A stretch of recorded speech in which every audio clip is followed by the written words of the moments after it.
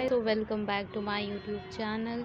हम क्या पढ़ रहे थे? Digestive system. हम लास्ट के वीडियोस में पढ़ रहे थे। अब हम डाइजेस्टिव सिस्टम के डिसऑर्डर्स देख लेते हैं। उससे पहले एक ओवरव्यू ले लेते हैं कि अब तक हमने क्या क्या पढ़ा है। अगर मेरी बैकग्राउंड आवाज़ ज़्यादा आ रही होगी तो उसको अवॉइड करना, ठीक है। तो ये देखो डाइजेस्टिव सिस्टम। ओके, तो डाइजेस्टिव सिस्टम में सबसे पहले क्या था? एक ऑर्गन था कॉम्प्लेक्स फूड को सिंपलर फॉर्म में ब्रेक डाउन करने के लिए, ताकि हमारा बॉडी उसको ऑब्जॉर्ब कर सके न्यूट्रिशन को, राइट? रिमेंबर। तो पहला क्या था? हमारा माउथ, जिससे हम खाना इनटेक करते थे, इंजेक्शन प्रोसेस से होता था। फिर था फेरेनिक्स, जो कि कॉमन पैसेज था फूड और विंड के लिए, रिमेंबर। उसके बाद था ईसोफेगस, जो कि फूड पाइप भी कहते थे जिसको। उसके बाद था स्टमक, जिसमें खाना स्टोर होता था। याद है कि 2 लीटर पानी इसमें स्टोर हो सकता था, आपको मैंने बताया था। उसके बाद था स्मॉल इंटेस्टाइन, जिसमें 2-3 एंजाइम्स वगैरह एक्ट करते थे, और जितने भी नीडेड जो इम्पोर्टेंट हमारे न्यूट्रिशन है वो बॉडी में वापस ऑब्जॉर्व हो जाते थे ब्लड स्ट्रीम के थ्रू।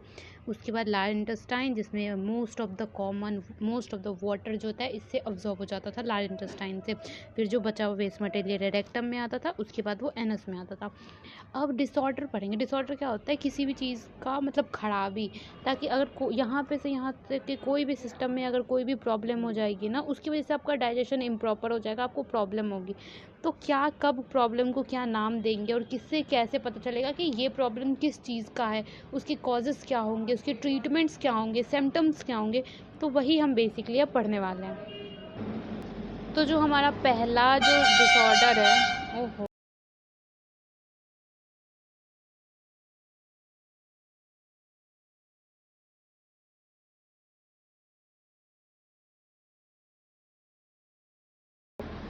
जो हमारा पहला डिसऑर्डर है उसका नाम है GERD, यानी कि गैस्ट्रो ईसोफेगल रिफ्लक्स डिजीज़। इसमें क्या होता है बेसिकली? अभी देखो, पहले नाम से डिस्क्राइब करते हैं। गैस्ट्रो मतलब स्टमक, ईसोफेगस मतलब फूड पाइप, और रिफ्लक्स डिजीज़ होगा मतलब वापस आना, ठीक है। तो इसमें क्या होता है बेसिकली? मैंने आपको बताया था कि पूरे स्टमक में HCl होता है। तो HCl जब हमारे बॉडी में, हमारे मतलब स्टमक के थ्रू वापस ईसोफेगस में आने लगे ना, फूड पाइप में, तब ये डिजीज मतलब तब ये डिसऑर्डर हमें डिजीज़ हमें हो जाता है, जिसमें होता है in this disease back flow of stomach acid into oesophagus due to the weak lower oesophagus sphincter. जो ईसोफेगस स्टमक के बीच में जो वो एक ढक्कन टाइप का बंद करने वाला होता है ना, जब वो कमज़ोर हो जाता है तो पेट की जो एसिड है ना, वो कहीं ना कहीं थोड़ा थोड़ा ईसोफेगस में आने लगता है, उसकी वजह से हमें प्रॉब्लम हो जाता है। उसी प्रॉब्लम को हम कहते हैं GERD, gastro oesophageal reflux disease. इसमें क्या होगा? देखो, आपको याद है कभी कभी खट्टी ढकार आती है तो सोर टेस्ट हो जाता है मुंह का, वैसा होगा। हार्ट बर्न होगा, चेस्ट में ना डिस्कम्फर्ट लगेगा, कि अजीब सी लगेगा कि कुछ है, गैस टाइप का बन गया, उस टाइप का। और जब हम खाना खाएंगे ना, तो उसमें भी हमें प्रॉब्लम होगा, क्योंकि प्रॉब्लम ईसोफेगस में है, तो स्वेलिंग में भी प्रॉब्लम होगा आपको। तो क्या क्या होगा? हार्ट बर्न, सोर टेस्ट, चेस्ट डिस्कम्फर्ट, और डिफ़िकल्ट इन सॉल्विंग। और इसके कॉजेज़ क्या होते हैं, किस कारण से होता है? ओबेसिटी, अगर कोई बहुत ज़्यादा मोटा हो रहा है ना, जो जिसके उसको BMRI वो अपना ना बैलेंस नहीं कर पा रहा है, तो उसके कारण भी हमें हो जाता है। या ओवर रिएक्टिंग के कारण भी हो सकता है। और लाइंग डाउन आफ्टर मील, खाने के बाद तुरंत सोने से भी ये बीमारी हो सकती है। तो प्लीज़ खाने के बाद थोड़ा वॉक कर ले, उसके बाद सोए। ट्रीटमेंट क्या होता है? हम एंटी एसिड खाते हैं, और स्पाइसी और फैटी फूड जो है हम उसको अवॉइड करते हैं, ठीक है। अब हम पढ़ते हैं पेप्टिक अल्सर डिजीज़ के बारे में।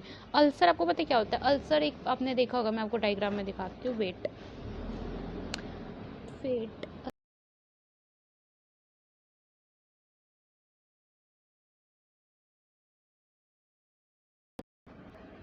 सो हियर इट गोज। तो ये देखो, ये आपका स्टमक मान लो। हाँ हाँ, कैसा stomach, but it's okay. Imagine this is stomach, and imagine this is intestine, this is अंदर वाला इंटेस्टाइन, ओके।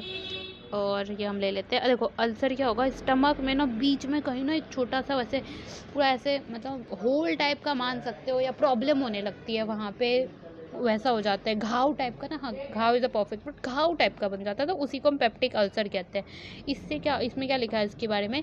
ओपन शोर इन,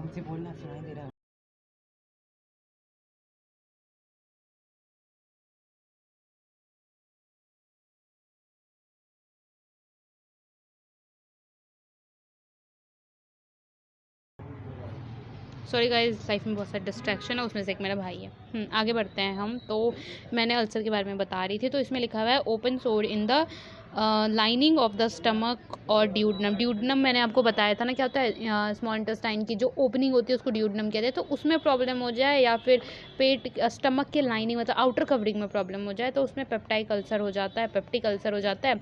इसके कारण हमें पेन होता है। कहाँ पेन होता है? Upper part of abdomen. Abdomen के देखो अपर पार्ट होता है, lower, left side, right side. तो इसमें स्पेसिफिक बोला गया है कि अपर पार्ट ऑफ एब्डोमेन में हमें पेन होता है, जिसके कारण नोजिया होता है, वॉमिटिंग होती है, ब्लॉटिंग लगती है। ब्लॉटिंग मतलब पेट फूला फूला लगता है ना कभी कभी, तो वो ब्लॉटिंग कहते हैं उसको, वो लग सकता है। सिम्टम्स क्या होते हैं? वही बर्निंग विद द पेन।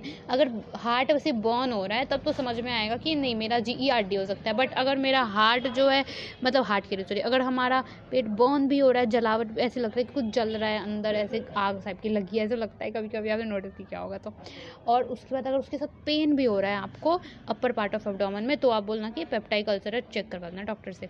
और ट्रीटमेंट क्या होता है? एंटीबायोटिक्स देते हैं कुछ डॉक्टर, और एसिड रिड्यूसिंग ड्रग्स वगैरह भी देते हैं, वो खा के आपका मस्त आप फिट हो जाते हो।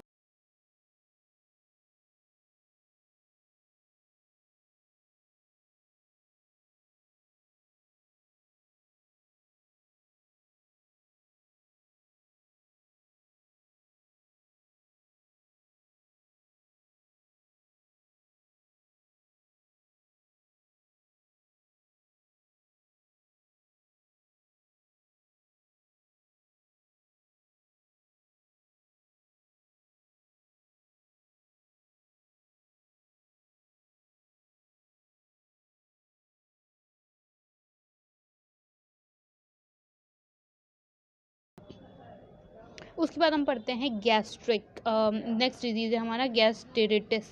गैस्ट्रिटिस, अच्छा जहाँ ये आइटस वर्ड आता है ना वहाँ होता है इन्फ्लेमेशन, उस जगह में इन्फ्लेमेशन हो जाता है जहाँ ये आइटस वर्ड देना। इसमें क्या लिखा है? गैस्ट्रिटिस। ठीक है, तो मतलब गैस्ट्रिक मतलब आपको मैंने पेट बताया था पहले, आइटस मतलब इन्फ्लेमेशन। तो स्टमक की लाइनिंग में अगर आपको वो होगा ना, क्या नाम है, इन्फ्लेमेशन, तो होगा ये।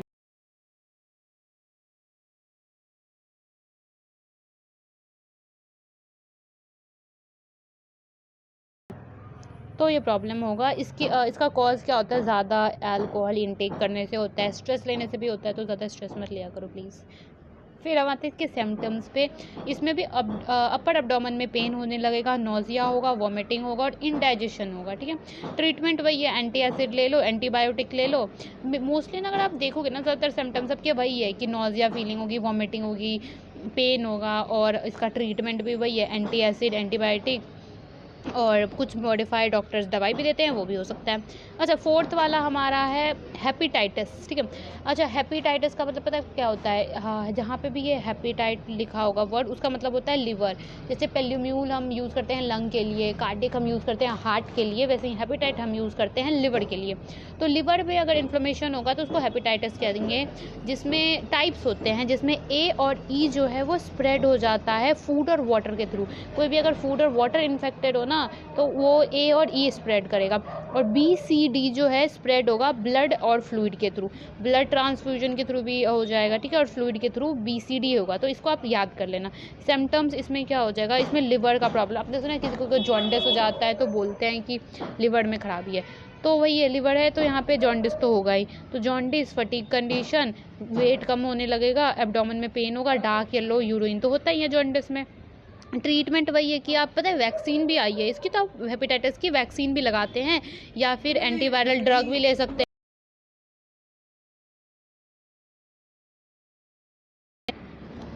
ठीक है, तो आज तो बैकग्राउंड नॉइज़ बहुत ज़्यादा आ रही होगी, आई एम सो सॉरी। अब शाम का टाइम है और मैं बैल्कनी में पढ़ा रही हूँ, तो इट्स सही है, और संडे भी है तो सब घर पे हैं।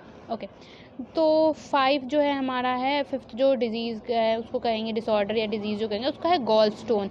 नाम से ही आ रहा है, गॉल यानी कि गॉल ब्लैडर में होगा, स्टोन यानी कि बाइल के टाइप का, मतलब वो स्टोन तो पता ही है आपको, पेट में पत्थर नहीं हो जाते किसी किसी को, वो टाइप का। तो इसमें क्या होगा? Hardness, decomposition of bile in bile store होता है ना, अब अगर उसी बाइल का हार्डनेस डिकम्पोजिशन हो गया ना गॉल ब्लैडर में, तो उसको गॉल ब्लैडर या फिर गॉल स्टोन भी कहते हैं। कॉजेस क्या होगा इसके? हाई कोलेस्ट्रॉल के कारण होगा, और ओबेसिटी के कारण होगा। कोलेस्ट्रॉल अगर आपका बढ़ जाएगा तो आपको गॉलस्टोन की प्रॉब्लम ज़्यादा हो सकती है।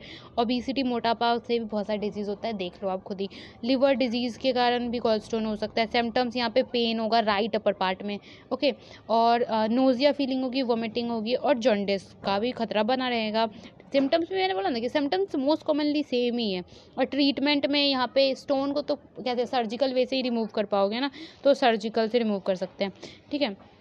उसके बाद पैनक्रियाटिस होता है, मैंने बताया था। आइटिस यहाँ पे आ रहा है मतलब इन्फ्लेमेशन, पैनक्रिया है तो पैनक्रिया का इन्फ्लेमेशन गॉलस्टोन के कारण हो सकता है, और अल्कोहल के कारण हो सकता है, इन्फ्लेमेशन के कारण हो सकता है, ट्रॉमा वगैरह ना तो इसके कारण भी हो सकता है। यहाँ पे सब सीवियर पेन होता है एब्डोमेन में, और वोमिटिंग फीवर जैसा लगता है। ट्रीटमेंट इसका है कि आप fasting to rest of pancreas, fluid diet लो, पेन रिलीफ मेडिसिन लो, इनसे भी ठीक हो जाता है। नेक्स्ट एंड लास्ट है हमारा diarrhoea, the most common diarrhoea तो सुना ही होगा।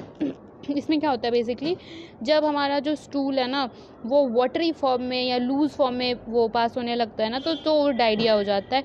इसमें इन्फेक्शन हो जाता है फूड या कंटामिनेटेड वाटर, जैसे कि बाहर के गोलगप्पे खा लिए और गोलगप्पे में बहुत ज़्यादा गंदा पानी यूज़ किया गया था, तो इसके कारण आपको डायरिया हो जाता है। सिम्टम्स होता है कि वाटरी स्टूल है, एब्डोमेन में क्रैम आता है, डिहाइड्रेशन, पानी की कमी हो जाती है, तो इसके लिए कुछ मेडिसिन आता है, और साथ में मोस्ट कॉमन ORS का पैकेट आता है, वो पी सकते हैं, घर पे ही बना सकते हैं, आपको बताइए होगा। फ्लूइड लेते हैं डाइट में बहुत ज़्यादा, और एंटीबायोटिक मतलब मेडिसिन यूज़ करते हैं। That's it for the chapter guys. Disorder भी हमने ख़त्म कर लिया।